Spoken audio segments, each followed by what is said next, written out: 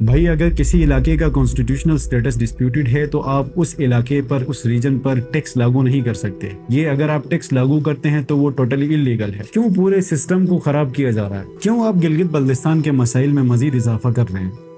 Sauce dry port بند ہے، Karakoram high وے بند ہے اور تاجر سڑکوں پر ہے. ہم اب مریں گے، اپنے حق لیے بغیر یہاں سے نہیں ہٹیں گے. اور ہر مسئلے کی طرح اس مسئلے پر بھی ہماری عوام بالکل خاموش ہے. سوال یہاں پر یہ ہے کہ کیا واقعی گلگت بلتستان ایک ٹیکس فری علاقہ ہے؟ اور اگر یہ واقعی ٹیکس فری زون ہے تو فیڈرل گورنمنٹ گلگت بلتستان پر کس قانون کے تحت ٹیکس تھوپ رہی ہے؟ قانونی طور پر اگر ہم دیکھیں تو گلگت بلتستان کو نان ٹیرف ایریا ڈکلیئر کیا گیا ہے. SRO 1193/2024 نے آفیشیلی گلگت بلتستان کو ٹیکس فری یعنی ٹیرف فری زون قرار دیا ہے. لیکن اس کے باوجود فیڈرل بورڈ آف ریونیو اور پاکستان کسٹمز وہاں سیلز ٹیکس، انکم ٹیکس اور فیڈرل ایکسائز ڈیوٹی وصول کر رہی ہیں. یہ کس چیز کے تحت کیا جا رہا ہے اور کس قانون کے تحت کیا جا رہا ہے کسی کو کچھ نہیں پتا. Section 40D5 of the sales tax act 1990 کے مطابق ڈسپیوٹڈ ایریاز پر فیڈرل ٹیکس لاگو نہیں کیا جا سکتا. اور اگر دیکھا جائے تو گلگت بلتستان اب تک پاکستان کا کانسٹیٹیوشنل حصہ نہیں ہے. جولائی 2024 گلگت بلتستان چیف کورٹ نے یہ ڈکلیئر کیا تھا کہ Gilgit Baltistan tariff free zone ہے، یہاں پر کسی بھی قسم کا ٹیکس لاگو نہیں کیا جا سکتا. یونائٹڈ نیشنز بھی یہی کہتا ہے کہ گلگت بلتستان پر ٹیکس، کسی بھی قسم کا ٹیکس وہاں پر لاگو نہیں کیا جا سکتا. ان ساری چیزوں کے باوجود فیڈرل بورڈ آف ریونیو جو ہے وہ گلگت بلتستان پر مختلف قسم کے ٹیکس لاگو کرتا رہا ہے اور اس کے آپریشنز جو ہیں وہ ابھی تک جاری ہیں. بھائی اگر کسی علاقے کا کانسٹیٹیوشنل سٹیٹس ڈسپیوٹڈ ہے تو آپ اس علاقے پر اس ریجن پر ٹیکس لاگو نہیں کر سکتے. یہ اگر آپ ٹیکس لاگو کرتے ہیں تو وہ ٹوٹلی انلیگل ہے. یہاں کے جتنے بھی لوگ ہیں ان سے ٹیکس لینا اور یہاں کے ٹریڈرز پہ ٹیکس تھوپنا انلیگل ہی نہیں بلکہ ظلم ہے. جولائی 2025 سے پاک چائنا اتحاد ایکشن کمیٹی کے تاجر سوس بارڈر پر دھرنا دیے بیٹھے ہیں. یہاں جتنے بھی تاجر ہیں ان کا صرف ایک ہی ڈیمانڈ ہے: نو ٹیکسیشن وداؤٹ ریپرزنٹیشن.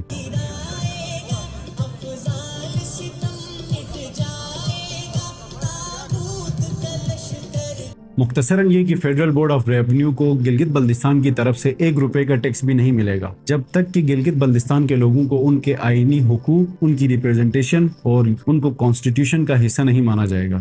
گورنمنٹ کی طرف سے اگر اب تک کوئی سولوشن آیا ہے تو کمیٹیز بنانا، پھر دوبارہ کمیٹی بنانا اور یہ کہنا کہ 2-3 ہفتے میں رپورٹس آ جائیں گی. اگر کسی علاقے میں گھر جل رہا ہو تو وہاں پر فائر بریگیڈ کو کال کیا جاتا ہے، نہ کہ کمیٹیز بنائی جاتی ہیں. گلگت بلتستان میں صرف ٹیکس کا مسئلہ نہیں ہے بلکہ یہاں کے لوگوں سے ان کے حقوق ایک ایک ہو کے ضبط ہو رہے ہیں. لینڈ ریفارمز کا مسئلہ، مائنز اینڈ منرلز ایکٹ کا مسئلہ اور پاور پروجیکٹس یہاں پر بہت سارے منصوبے آتے ہیں لیکن پتہ نہیں چلتا کہ وہ پیسے کہاں جاتے ہیں. ان ساری چیزوں میں حکومت کا رویہ یہ ہے کہ وزیر اعظم صاحب چند دن پہلے یہاں گلگت تشریف لاتے ہیں، ایک فوٹو سیشن ہوتا ہے، وزیر اعظم صاحب اعلان کرتے ہیں جس میں الیکٹریسٹی کے پروجیکٹس یہاں پر لگائے جائیں گے، سیلاب متاثرین کے لیے فنڈز کا اعلان کرتے ہیں. لیکن قابل غور چیز یہاں پر یہ ہے کہ گلگت بلتستان میں ایک اتنا بڑا مسئلہ چل رہا ہے، اس کے اوپر تو کوئی بات ہی نہیں ہوئی. اگر بات ہوئی تو بھی یہ کہ فیڈرل بورڈ آف ریونیو کہہ رہا ہے کہ کچھ لوگ یہاں کے جو ٹریڈرز ہیں وہ اس سسٹم کا غلط فائدہ اٹھا رہے ہیں. بھائی اگر اس کو مس یوز کیا جا رہا ہے، اس کو اگر سسٹم کو غلط طریقے سے استعمال کر رہے ہیں تو اس کا کوئی سولوشن نکالو،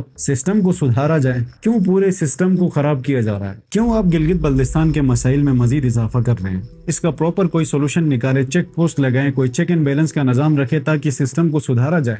ان مسائلوں کو دیکھتے ہوئے اگر عوام نہیں جاگی تو کل یہ جنزیر ہر گردن میں ہوگی. حکومت کے پاس سفارشوں کا ڈھیر ہے، سولوشنز نہیں ہے، اور عوام کے پاس ٹویٹر تھریڈز اور واٹس ایپ سٹیٹس ہیں، کوئی ایکشن نہیں ہے. ایک بات آپ یاد رکھ لیں، اگر طاقتور طبقہ ایک دفعہ مزے لیں تو وہ اس کا لسٹ جو ہے وہ ختم ہی نہیں ہوتا. گلگت بلتستان صرف حسن و جمال کا مرکز نہیں، یہ یہاں کے لوگوں کے حقوق کا میدان جنگ ہے. سوست صرف ایک پورٹ نہیں، یہ سسٹم کے خلاف ایک سمبل بن چکا ہے. اس لڑائی میں حکومت کو ایکسپوز کرنا بھی ضروری ہے اور یہاں کی سوئی ہوئی عوام کو جگانا بھی ضروری ہے.